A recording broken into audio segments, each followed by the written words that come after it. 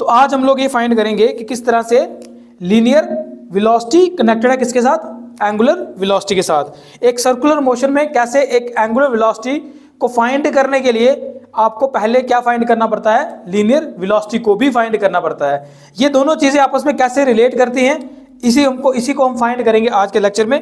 तो आज हम लोगों ने पढ़ना है रिलेशन बिटवीन लीनियर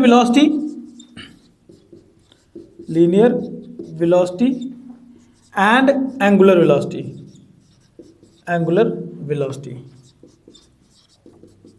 देखते हैं ये दोनों चीजें आपस में कैसे कनेक्टेड हैं। तो इसको करने के लिए सबसे पहले हम कंसीडर करते हैं कि हमारे पास एक बॉडी है जो क्या कर रही है, मूव कर रही है एक सर्कुलर मोशन में। ठीक है, ये एक बॉडी सपोज करो, let us consider there is a body having circular motion. और ये सर्कुलर मोशन जो मूव हो रही है ना बॉडी, मान लो ये z एक्सिस में, कि z एक्सिस के अलोंग मूव कर रही है।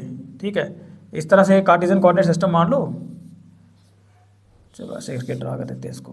ठीक, तो किसके अलोंग मूव कर रही है बॉडी, मान लो z एक्सिस के अलोंग मूव कर रही है।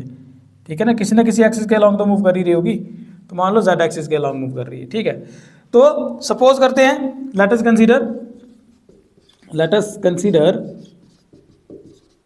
क्या सपोज करते हैं, let us consider there is a body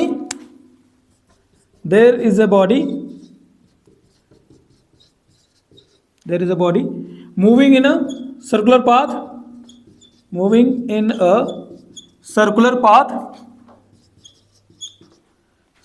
path along z axis as shown in figure कि जैसा कि डायग्राम में बताया गया है। ठीक, कि मान लो हमारे पास एक बॉडी है जो मूव कर रही है, सपोज करो ये बॉडी है मूव कर रही है एक सर्कुलर पाथ में, और ये along द z एक्सिस है। अच्छा, अब सपोज कर लेते हैं कि किसी टाइम t पे ये बॉडी कहाँ पे थी, ये बॉडी A पे है। Let us consider at any time t the body is at point A। और आपको पता ही है, पोजीशन बताने के लिए, किसी भी जगह पे पोजीशन बताने के लिए कि बॉडी कहाँ पे है, एक वेक्टर काम आता है। क्या नाम होता है इस वेक्टर का, पोजीशन वेक्टर। तो अगर ये बॉडी A पॉइंट पे है तो इसकी पोजीशन बताने के लिए एक वेक्टर काम आ जाएगा, उसका नाम होगा पोजीशन वेक्टर। और वो कैसे ड्रा किया जाएगा, सर्कल है तो ये इसका रेडियस मान लो r है, तो ये जो OA वेक्टर होगा which is equal to r vector,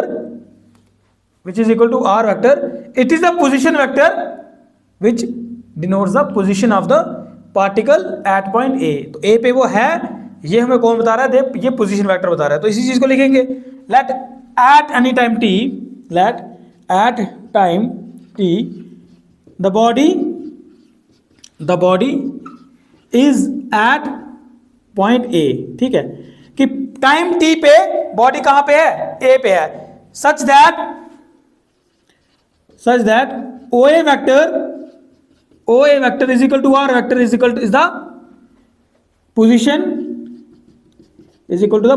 vector at A। ठीक है, कि मान लो टाइम t पे बॉडी A पोजीशन पे है और OA वेक्टर जो कि r वेक्टर के बराबर है, वो क्या है, क्या चीज है, ये vector is a position vector eight point A। अब क्योंकि बॉडी चल रही है और मान लो कि एंटी क्लॉकवाइज डायरेक्शन में चल रही है। ठीक है, मान लो कि बॉडी जो है एंटी क्लॉकवाइज डायरेक्शन में मूव कर रही है, इसको लिख भी लो वहां पे, let us consider there is a body moving in circular path along in anticlockwise direction. कोई ना कोई डायरेक्शन होगी ना, या तो क्लॉकवाइज या एंटी क्लॉकवाइज, यहां लिख लो इन एंटी क्लॉकवाइज डायरेक्शन। ठीक, क्लॉकवाइज डायरेक्शन, ये तो बताना पड़ेगा ना किस डायरेक्शन मूव कर रही है। तो हमने सपोज कर लिया कि बॉडी है मूव कर रही है एक सर्कुलर पाथ में अलोंग z एक्सिस इन एंटी क्लॉकवाइज डायरेक्शन। अब क्योंकि बॉडी मूव कर रही है तो समय के साथ साथ अपनी पोजीशन भी बदल ही रही होगी। तो ये देख लिया कि टाइम t पे ये बॉडी कहां पे है, A पॉइंट पे है। अब समय बदला और मान लो कि सिर्फ थोड़े से समय के बाद, यानी कि कितना टाइम चेंज करना है हमने, dt टाइम चेंज करना है। एट टाइम dt मतलब इसके बाद, t के बाद हमें कितना समय के बाद देखा चीजों को, dt टाइम के बाद देखा। तो फिर ये हम बोल सकते हैं कि at time t plus dt the body is at point B। Suppose कर लेते हैं कुछ समय बाद, यानी कि t प्लस dt टाइम के बाद बॉडी कहां पे पहुंच गई, बॉडी पोजीशन B पे पहुंच गई। ठीक है, बॉडी B पोजीशन पे पहुंच गई। अब हमने कल भी स्टडी किया था, तो ये जो डिस्टेंस है, ये डिस्टेंस को मान लेते क्या है, ये छोटा सा dr डिस्टेंस है, मान लो छोटा सा dr डिस्टेंस है। अब वही लास्ट लेक्चर में हमने पढ़ा था कि किस तरह से एक सर्कुलर पाथ में बॉडी हम अज्यूम कर सकते हैं कि छोटे से टाइम के लिए ये कर्व पाथ में मूव नहीं कर रही, ये एक स्ट्रेट लाइन पाथ में मूव कर रही है, इसलिए इस dr को मैं क्या लिख रहा हूं, dr वेक्टर लिख रहा हूं। ठीक है, तो ये हमने कल पढ़ा था। तो छोटे से समय के लिए बॉडी जब बिल्कुल थोड़ा सा मूव करेगी तो हमें ऐसा लगता है कि बॉडी एक स्ट्रेट लाइन में मूव कर रही है, तो इसलिए इसको dr वेक्टर की फॉर्म में हम लिख सकते हैं। तो after time d plus dt the body is at point b, और o से लेके b तक का फिर जो डिस्टेंस है वो किसके बराबर होगा, याद आपको triangular law of vector addition लगाया था हम लोगों ने, और ये कितना आया था r प्लस dr, कितना आया था r plus dr, that is a position vector eight point b। ठीक है, तो इसको हमने कल भी पिछले लेक्चर में भी डिटेल में पढ़ा था। तो अब बताओ कि टाइम t प्लस dt के बाद क्या हुआ, लिखे यहां पे at time t plus dt the body is at point, बताओ कहां पहुंची body, the body is at point b, कहां पहुंची body b, such that O B vector किसके बराबर आएगा, O B vector should be equal to r vector plus d r vector. क्यों लिख रहा हूं, because of the triangular law of vector addition, क्योंकि यहां पे क्या लग रहा है, triangular law of vector addition लग रहा है, और हम ओ बी वेक्टर को फाइंड कर सकते हैं। ये देखिए, एक आर वेक्टर ये, डी आर वेक्टर ये, तो ये जो अपोजिट साइड में हमारे को मिल रहा है वो B r O B vector है, और वो किसके बराबर होगा, r vector plus d r vector by triangular law of vector addition. So O B vector should be equal to r vector plus d r vector is equal to है क्या ये, it is a position vector at B, it is a position vector at B. यहां तक तो वही story है जो हम लोगों ने पिछले लेक्चर में पढ़ी थी, बिल्कुल वही कहानी लिखी, फिर से हमने रिपीट की और कुछ नया नहीं किया। लास्ट लेक्चर में भी हम लोगों ने यही पढ़ा था, यहां तक तो यही पढ़ा था। अब कितनी एंगुलर डिस्प्लेसमेंट हुई है भाई साहब, अगर सर्कुलर में बॉडी मूव करेगी तो डिस्प्लेसमेंट कौन सी होगी, एंगुलर डिस्प्लेसमेंट होगी। ठीक है ना, तो एंगुलर जो डिस्प्लेसमेंट है वो कितनी है, मान लो ये जो है ना, ये आपकी एंगुलर डिस्प्लेसमेंट है। ठीक है, अब क्योंकि थोड़ा सा बॉडी मूव की है तो एंगुलर डिस्प्लेसमेंट भी कितनी होगी, सपोज कर लो थोड़ी सी होगी। ठीक है ना, तो इसको मैं लिख दूं डी थीटा, लिख दूं उसको डी थीटा। ठीक, तो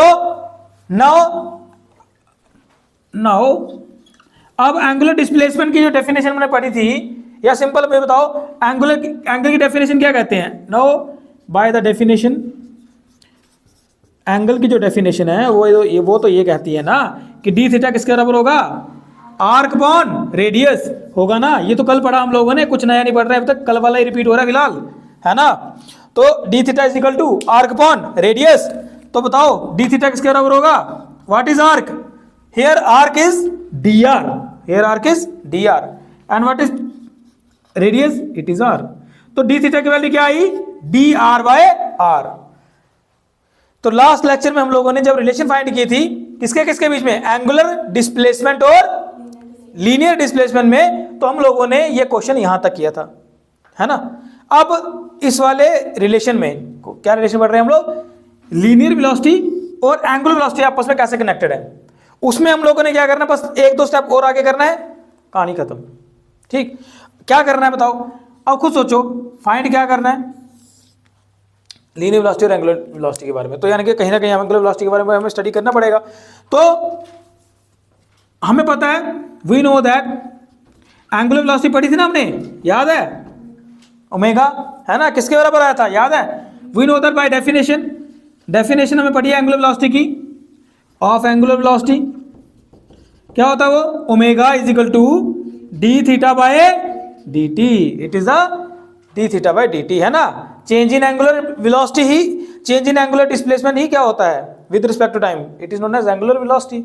अब सीधी सी बात है, यहां पे हमें क्या मिल रहा है, डी थीटा, क्या मैं डी थीटा की वैल्यू यहां सब्स्टिट्यूट कर सकता हूं, अगर मैं ऐसा करूं तो क्या होगा बताओ, अगर ऐसा करते हैं तो हमारे पास क्या होगा, डी थीटा की वैल्यू अगर मैं डालता हूं तो 1/r तो बाहर आ जाएगा, ये लिखूं मैं dr बाय dt, है ना, लिख सकते हैं ना।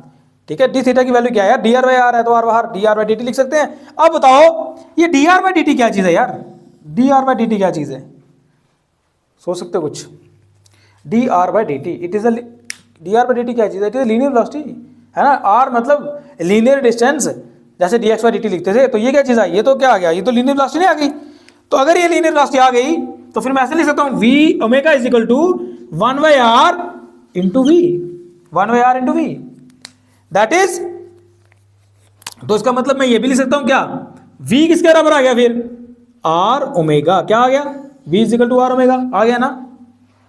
लेकिन अगर वेक्टर फॉर्म में लिखना होगा ना इसको, देखो आमतौर पे बोलने में बोलते हैं v is equal to r omega, omega r ऐसे बोलने में कम बोला जाता है ना, r ओमेगा सीधा फ्लो में निकलता है r ओमेगा। लेकिन जब वेक्टर फॉर्म लिखते हैं ना इसकी हम लोग, जब इसकी वेक्टर फॉर्म लिखते हैं इन वेक्टर फॉर्म, अगर इसको वेक्टर फॉर्म में लिखना है, यहाँ पे बच्चे गलती करते हैं कभी, क्योंकि मुंह से निकलता ही आर ओमेगा है। तो जब इसकी वेक्टर फॉर्म लिखते हैं बड़ी बार, तो बच्चे क्या लिख देते हैं इसको? R cross omega cross. ऐसे नहीं लिखना है, v vector is equal to omega cross r cross. क्योंकि ये क्रॉस प्रोडक्ट है, क्योंकि ये क्रॉस प्रोडक्ट है, तो क्रॉस प्रोडक्ट होने की वजह से आर ओमेगा और ओमेगा आर में फर्क पड़ जाता है ना। अगर होता डॉट प्रोडक्ट तो फिर आर ओमेगा बोलो ओमेगा आर बोलो कोई फर्क नहीं पड़ता, क्योंकि आंसर तो सेम आता है। But in case of cross product there is a difference, है ना। क्योंकि ये क्रॉस प्रोडक्ट है, इसलिए इसका ध्यान रखना आपने, ठीक है। आमतौर पर हम आर ओमेगा बोलते रहते हैं, वैसे इसको यहाँ पे भी ओमेगा आर ही लिखो आप, ताकि आपको प्रोनाउंस ही ओमेगा आर हो। तो वेक्टर फॉर्म में जो उसको लिखते हैं ना, क्या लिखते हैं? Omega vector cross r vector. इसका मतलब क्या हुआ? इसका मतलब ये हुआ कि जो हमारे पास ये कौन सी वेलोसिटी है, जो मेरे पास एंगुलर वेलोसिटी है, वो ये जो लीनियर वेलोसिटी है वो कौन से प्लेन में है? वो उस प्लेन में है जिस प्लेन में, वो उस प्लेन के परपेंडिकुलर है जहां पे ओमेगा और आर बैठे हुए हैं। यहाँ पे कौन है? ओमेगा और आर है। अगर आर वेक्टर यहाँ है, ठीक, ओमेगा वेक्टर यहाँ, तो फिर लीनियर वेलोसिटी कहाँ है? लीनियर वेलोसिटी यहाँ पे। मान लो अगर, ठीक है ना, ऐसे सपोज कर लेते हैं, ऐसे है, अगर मेरे पास ये आर वेक्टर है, ठीक, और ये मेरे पास मान लो कि ओमेगा है, तो फिर लीनियर वेलोसिटी कहाँ पे है? वो ऐसे करके दिखानी पड़ेगी, मतलब बेसिकली वो ऐसे नहीं है, ऐसे है, वो इस एक्सिस में है। कहाँ पे है वो उस वाले प्लेन में नहीं है जिस प्लेन में ओमेगा और आर है, उस प्लेन के परपेंडिकुलर है ना, उस प्लेन के परपेंडिकुलर। और वैसे भी यार खुद सोचो, परपेंडिकुलर ही होनी भी चाहिए। कैसे पता चलेगा कि यार परपेंडिकुलर है या नहीं है? इसका बड़ा आसानी से पता चल सकता है। Omega is the angular velocity, r is a radial distance, है ना। What is r? It is a radial distance, जो भी सर्कल पाथ में मूव कर रहा है उसका जो रेडियस है। और v it is a linear velocity and that linear velocity is perpendicular to both in plane containing omega and r. ये देखो, जैसे मैं इसको खोलता हूं, हाँ ये मैं इसको खोल रहा हूँ, ठीक है। अब इसका मतलब देखो सर्कल में मूव कर रहा है, ये सर्कुलर मोशन है ना, सर्कुलर में मूव कर रहा है, तो इसका एक रेडियस होगा, वो कहाँ होगा? इस वाले प्लेन में होगा, ठीक है। मूव ऐसे कर रहा हूँ तो देखो लीनियर, ये जो ओमेगा जो है एंगुलर वेलोसिटी है, मतलब गोल गोल जो घूम रही है, वो भी इसी प्लेन में आ रही है। लेकिन जो लीनियर वेलोसिटी है देखना वो कहाँ है? मतलब लीनियर वेलोसिटी मतलब लीनियरली कितना डिस्टेंस मूव कर रहा है ना, ऐसे करके देखो, तो ये ऊपर की तरफ खुल रहा है ना, तो लीनियर वेलोसिटी मतलब बॉडी को कहाँ मिली? ऊपर। समझ रहे हो बात?